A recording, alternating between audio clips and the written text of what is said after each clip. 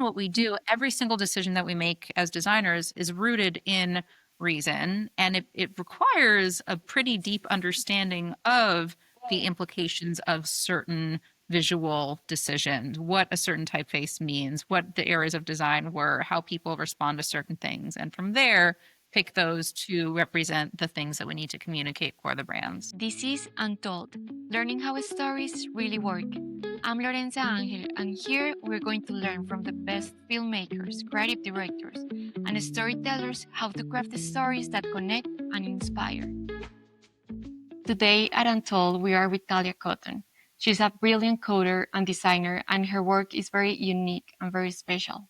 She's incredible, talented, and also is very creative. And she owns her own studio called Cotton Design. Talia, thank you very much for being here and for your time. Thanks so much for having me. So before we dive in, I want to tell you a little bit more about me, and you will understand better where my questions are coming from. So as you, I love numbers and I decided to study engineer. I haven't been for that long in this industry. It's been 7 years, but it's been a very slow process getting into it. But I really like it. So I decided to make this podcast to learn from the best and to share that knowledge. Great. Another fact that we share is that I also play piano. Like I was hearing your other podcast and I heard you come from a very musical family and that you play the piano like all your life. Pretty much, yeah. But that's so cool. It's so rare to find someone in our industry who does piano. What did you play? I love classical music.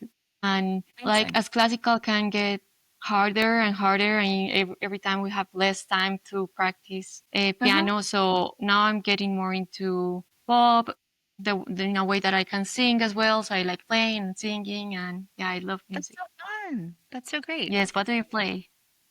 I did about 20 years of classical piano, but my father was a jazz musician or is a jazz musician. So when I was in high school, I finally started learning from him in addition to my classical teacher. And so I did a little bit of jazz improvisation.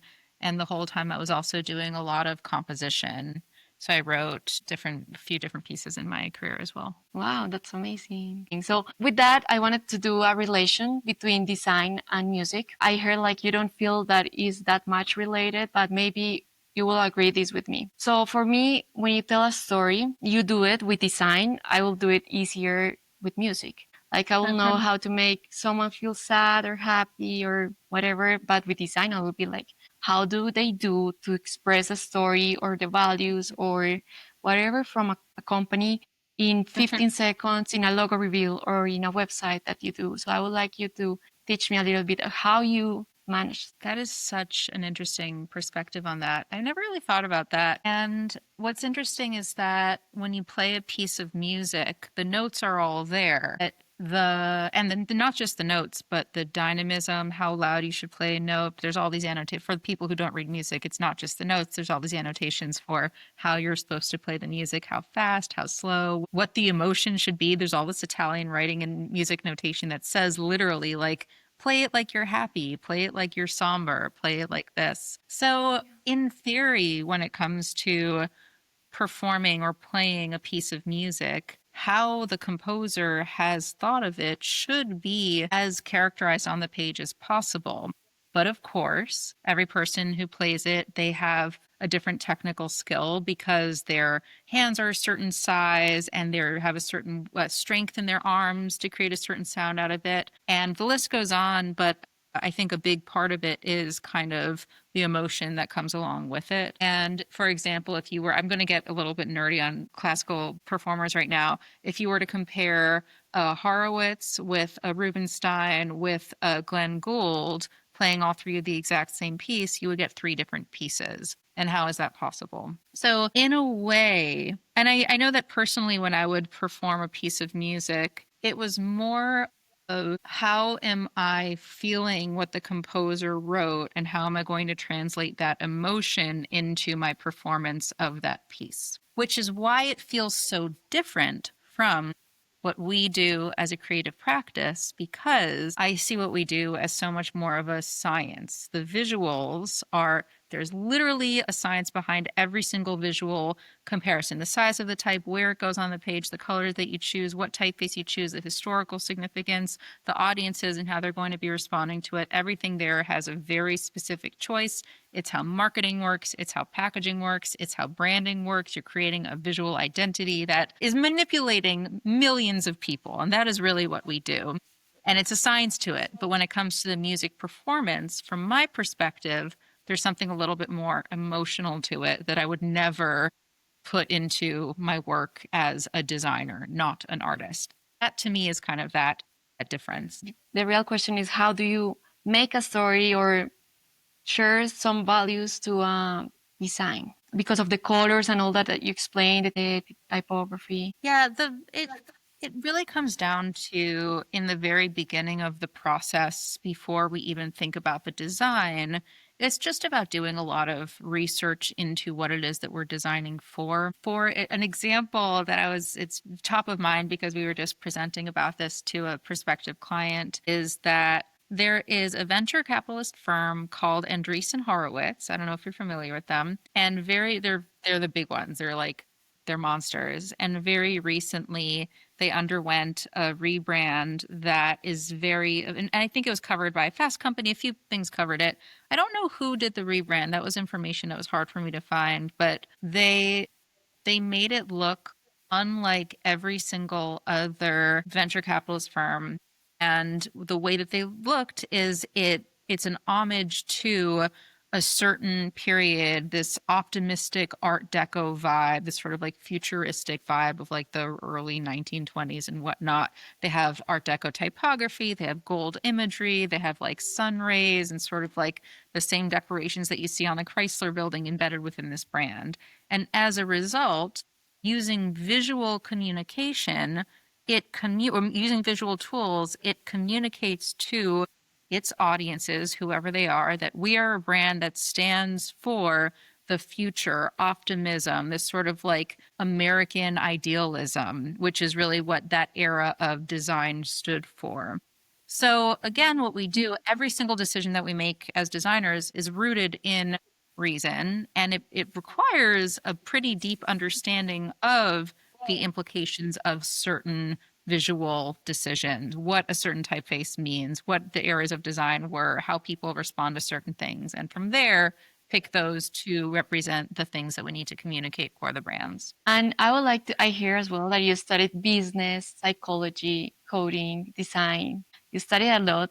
And I would like to know which of these studies make you better in the way you tell stories or the way you express that through design. That's a very good question. And it's hard to know for certain. I guess it all comes together. And at the end of the day, a lot of designers know what they know based on their own experiences as designers. Sometimes what you learn in school goes right out the window. And as soon as you have your first design job, you learn 10 times as much as you did in school. I'd say I think there's some things from the psychology standpoint that I do find myself thinking about quite a lot, not necessarily when it comes to design, but just in general.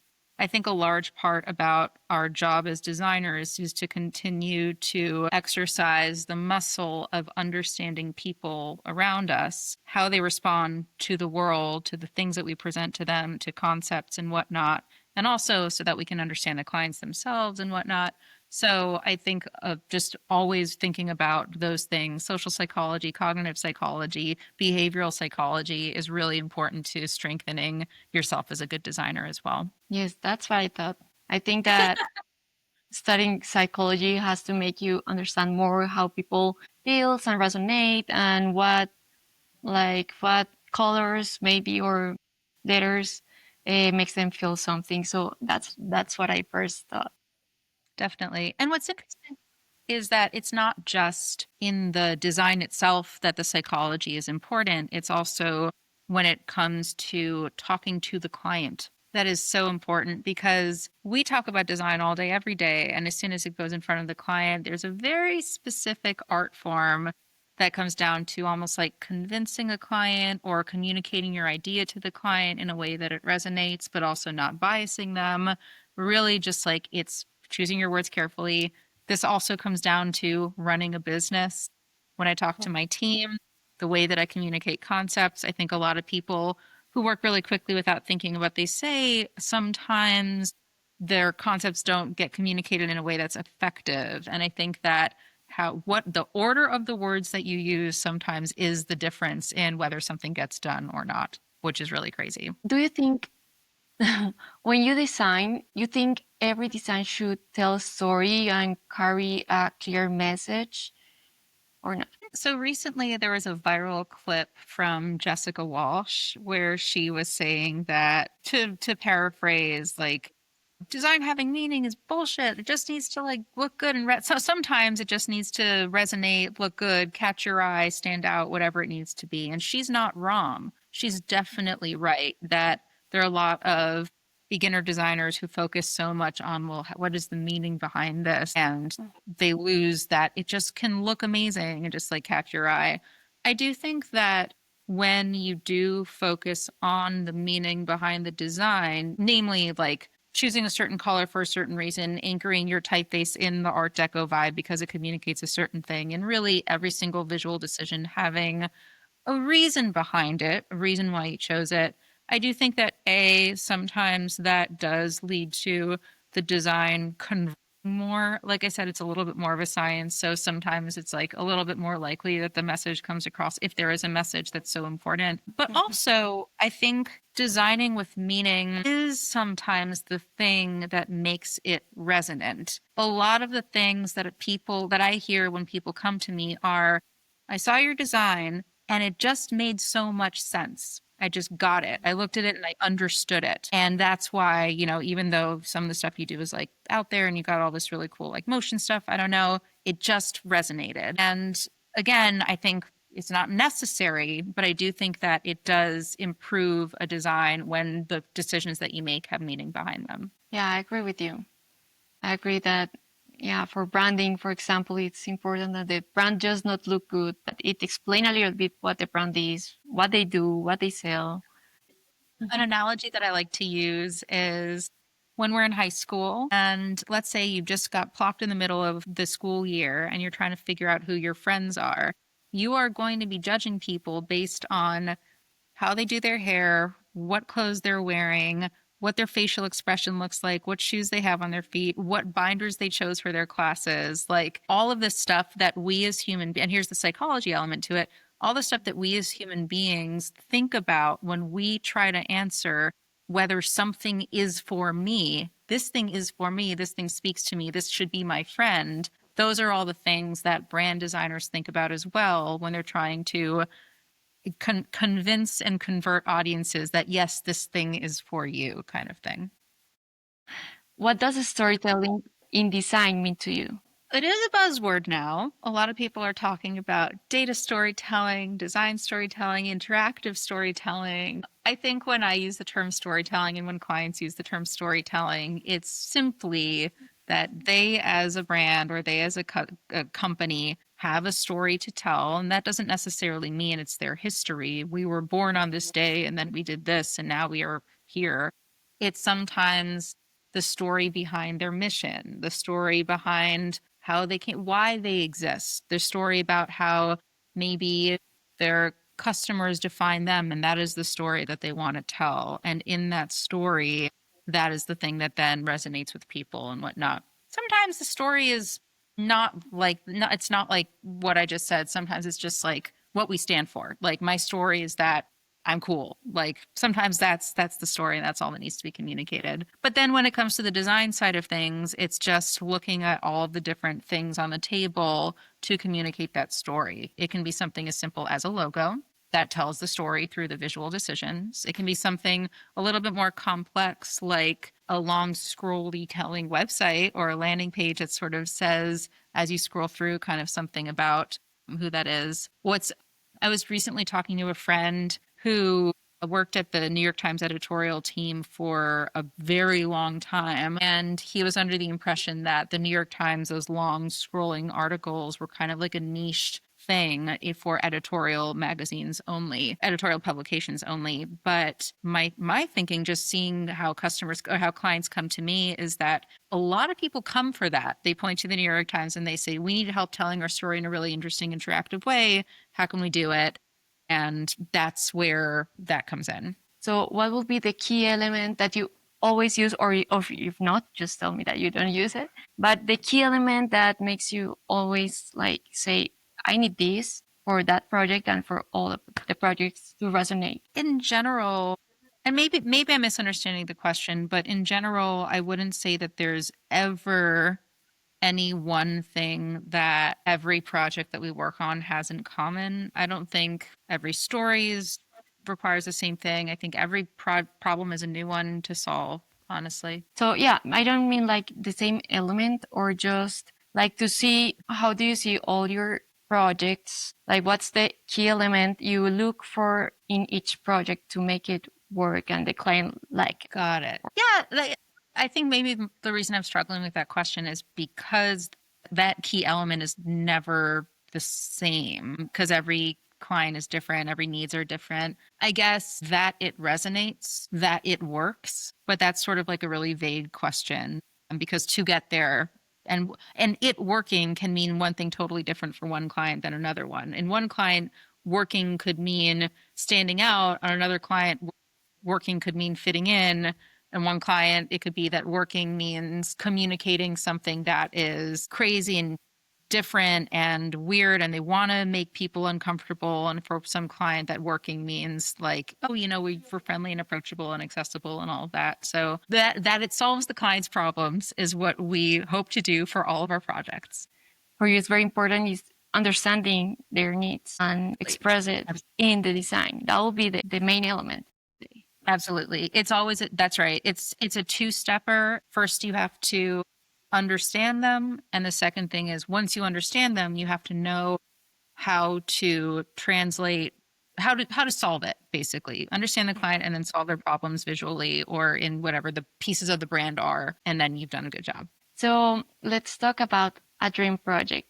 If you have all the resources, you don't have limitations, money or time or computer's power, any limitations, and you have always wanted to tell a story or do this project or that, which is that one? So that is forever the question that I struggle with, because I think part of it is that I'm pretty happy with the projects I've been on. I love the projects that we get. We get to do a ton of different types of work, different types of clients, different types of deliverables. And I think it is that variety that keeps my job very interesting and fresh. And one month could be very different from the next month. And I feel like that's like every person in the work world's dream, is to just sort of like always be challenged, always be thinking outside the box. So I don't have a dream client. I don't even have a dream industry. I don't have a dream size.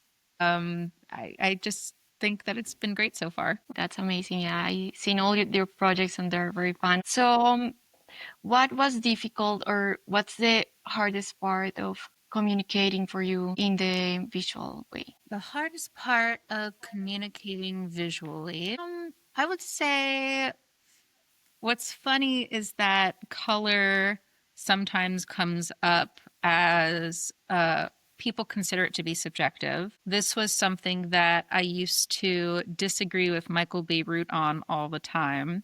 Where Michael and I aligned was that the only three colors you need in the world are white, black, and red. Because white is the extreme light, black is the extreme dark, and you need some color that works equally with both for like a highlight or a whatever the color is, you need that. And red just happens to work nicely with both of them. So that was like the irony. And the funny thing is that there's so many Massimo Vignelli brands, Michael Beirut brands, just traditional modernist branding. And a lot of the work that we do also leans towards white, black, and red, right? But where he would always say is that color is so subjective. You could present a color palette to a client and they hate the color yellow, and because of that, you can't use that color palette, kind of thing. And where I saw it is maybe a little too scientific, which is that no, color is not subjective. Color is very objective, and there's so many associations, not just associations with color, but also color theory, how things show up in certain places. It's the least subjective of all the pieces. It's the most objective because it's like you have to find that one color that works specifically for what this is. And that being said, I think that the average brand designer would say that convincing a client on a color sometimes might be the hard, or choosing what that color is might be the hardest part of the visual design process. But it's not that hard part of the process. If I had to answer the question, that's the one it would be. Yeah. So tell us a little bit, what did you study of design, like graphic design or any other? Yeah, at Parsons, it was communication design. That's the name of the Communication. major. Okay. And tell us, how was that experience studying there? So when I was in design school, well, I had already spent a couple years studying business and psychology elsewhere. I also took a little break in between studying mostly for health reasons. Or it was, first of all, I was paying for my own school, and I wanted to take a little bit of time off so that I could work and save up money. So before I go back to school, because my second semester of college, it was difficult to be working full time and going to school, and my grades dropped as a result. So I just wanted to separate those two. That's the real reason I took a little break in the beginning. Then I had some health challenges, and then I went back to school for design. To me, it was, for lack of a better term, it was kind of a joke. I studied business and psychology at a very competitive school. I was always very mathematical, was very smart. I had just spent a few years like in the real world, and suddenly I was plopped into art school essentially with a bunch of like 19-year-olds who were so adorable, so naive about the world compared to what I had just gone through, and just thinking in terms of like art and design and all this stuff. And I ate it up. I was so happy. I worked so hard. I would go to sleep at like 4 in the morning and wake up at 6 in the morning because I was like so excited. It was a walk in the park, but it was like a bounce through the park. It was fantastic. It was really great to be in school there. What was your favorite subject? In design school? Well, I did take coding classes, and that's sort of my MO at this point. Some of my favorite things were one of my favorite classes was experimental typography, which was a class that was not necessarily any coding, but it was just a very creative way to rethink the very building blocks of language, essentially, what typography is. And I think that was one of my favorite classes because it really was an opportunity for me to exercise that creative muscle of really thinking and doing something totally different and not just making it look good, but also sort of like breaking that boundary of our expectations and of the visual world around us. And I do think that that same level of thinking has luckily stuck with me into the work that I do today. Now the medium is a little bit more specific, but that sort of like experimental and beautiful creative thing was something that I enjoyed very much. Yes, I think you're doing something very unique. So if you were never afraid of doing different things, so what will be that recommendation for the people that hear? I don't know that I have one answer to that, because what's interesting is that, well, what I was going to say is that even though it looks like I was fearless, obviously there are hesitations in the process, but I do acknowledge, and I do think that I've always tended to be a little bit more bold when it comes to doing things in my life than I've seen other people. I don't know what advice, though, I have for folks, because I'm a big proponent of being who you are and not forcing yourself to do something because you see someone else do it. I think it's one thing to be inspired and taking that inspiration onto your own journey to do what makes you happy and to figure out your own version of what that thing is. But I'm not one necessarily to give advice, especially when it comes to those more, not just personal things, but things that are kind of inherent from person to person. If I treat the world like, screw this, I don't care, I'm just going to do this, or I'm not afraid, or I've whatever, that I can't tell people how to be that way if they're not inherently that way already. And if they aren't that way, that's also not a bad thing. They have their own way of doing their things in their world. And, there's wonderful things that come out of that way of being as well. The advice would be like, be yourself, Be as you yourself. just said. Just do what makes you happy. Yeah, that. And it's definitely being the owner of your own business, what you always dream, or it was something that just came in the road. I've never dreamed of owning a business ever. I never wanted to start a business or a company. And the reason for that is because I knew before I started Cotton that when you start a business, there's a lot of, I didn't want to reinvent the wheel. In my head, there was already enough design studios in the world, and I didn't want to have to put all of my efforts into all the other things that if it already exists in a design studio and I could just jump straight to being the creative director or whatever it is, then that's really what I want to be doing. But the reason I started this is because it just made the most sense in my career. I was sort of on a trajectory where I had, by the end of my time at Pentagram, I couldn't point to a single person in my industry who was more knowledgeable about what I do than myself. And I was attracting clients, I was getting the recognition for what I was doing. People were coming to me and asking me to do their work for them. And it didn't make sense to make a switch laterally to a company that doesn't do what I do necessarily, but instead start a place for people who love doing what I do so that they can now have jobs and pursue that and help move the needle along in this new generation of design. Yeah, so it was something that came to you. You didn't look for it. No, I did not Yes. look for it at all. No, that's amazing. So, well, Talian, thank you very much for your time. And I know you must be very busy. So, thank you very much. Thanks, Lorenzo. Really nice to chat with you.